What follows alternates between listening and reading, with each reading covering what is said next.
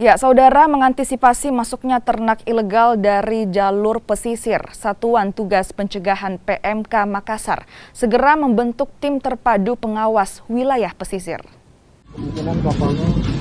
Pengawasan daerah laut dan pesisir kini menjadi fokus utama tim Satgas Penyakit Mulut dan Kuku atau PMK Kota Makassar.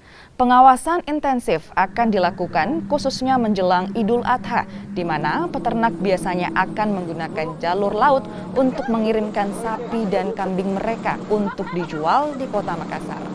Pemerintah Kota Makassar pun akan menggandeng TNI Polri untuk melakukan pengawasan.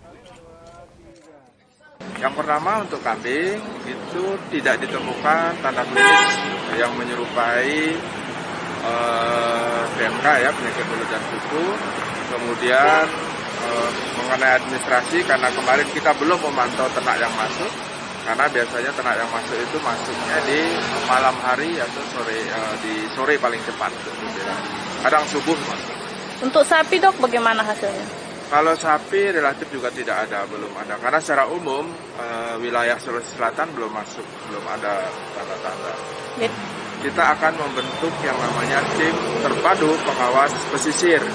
Ini gunanya untuk memantau sapi atau hewan ternak yang ilegal masuk dari daerah tertular seperti Jawa Timur dan lain sebagainya.